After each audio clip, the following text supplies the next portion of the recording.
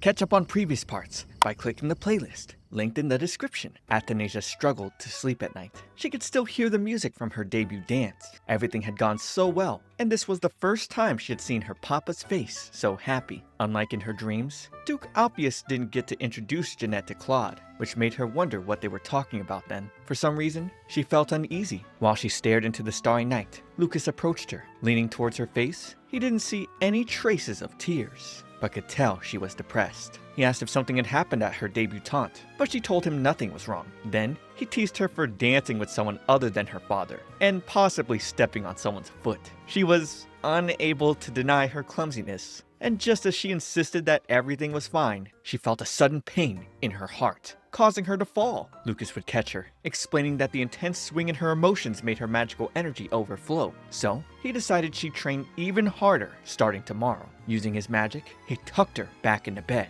He wondered what she would do if he weren't here. His mind was conflicted between leaving her to save his magic or staying behind to help her. He ultimately decided to stay with her a bit longer, seeing that she was having dreams again. The following day, Athanasia got tons of letters from nobles inviting her to their parties. Hannah suggested she accept the one from Marquis Elaine's household because their son was said to be dashing with a promising future. That's when Lily reminded her that the decision was left for the princess to make. She advised the princess not to think too hard about it. Athy wondered if it'd be alright for her to go. Since she'd never left the palace grounds before, she decided to ask her father. On the boat ride, Claude refused. Recalling the way nobles surrounded her during the ball, he felt jealous. He also remembered that when she was much younger, she fell into the water during their boat excursion. She thought he was a lot scarier back then. She then asked to see a flower up close, hoping that when Claude was relaxed from seeing beautiful flowers, she could ask him to leave the palace. He felt she had strange tastes, but using his powers, he lifted the lotus from the water, revealing its tentacles beneath, and told her to look as much as she liked. She quickly clung to her father, screaming in fear, and told him to throw it out because she didn't like it at all. In her struggle, she tipped the boat, causing the two of them to fall into the water. She was embarrassed because her father had saved her again. This was the greatest mistake of her life. Not only did she not convince him to give her permission to leave the palace grounds, she also got a scolding. Athanasia decided to help Lily in the kitchen for a change of pace. When Lily asked if she had decided which party to attend, the princess complained about her father being overprotective, refusing to let her leave the palace. When Felix showed up,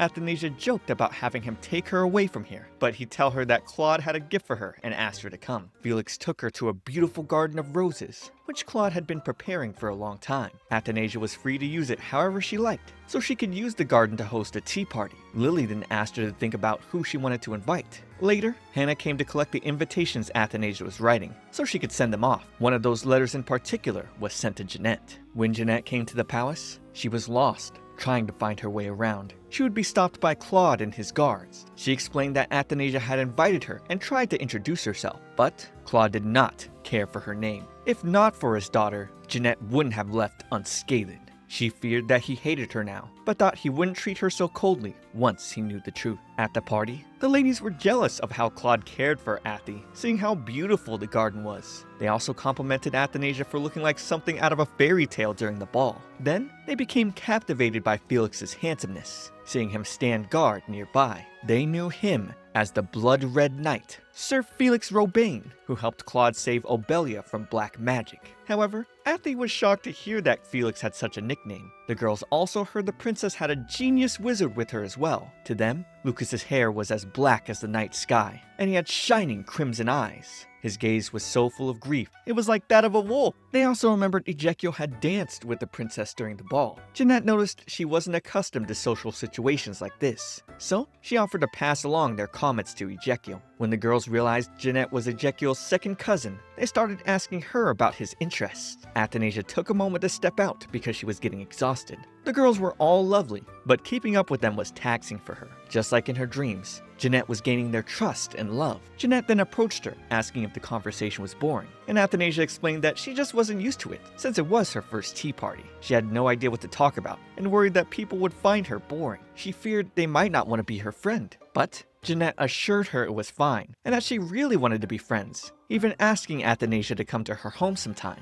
The other girls caught her inviting the princess, and they all wanted to extend their invitations as well. Returning to the castle, Athe expressed how much fun she had. She also got to make a lot of friends. Seeing Lucas sleeping on the couch, she recalled how her friends had described him, and although she hated to admit it, he was quite handsome. But she thought his personality was the worst. He then woke up, startling her, and after removing some filthy magic from her hair, he went back to sleep. The princess worried that he might be ill, but getting no response from him, she angrily left the room. However, Lucas had also seen an aura of black magic on Claude earlier today, making him wonder where it could have come from. Next week, Athe and Lucas begin their excursion out in the city. She'll also find a mysterious shop owner, getting familiar with Jeanette. What'll be the outcome? Subscribe to keep up. But for now, watch this next video. It's me, ComfyTea, and I'll see you all in the next one.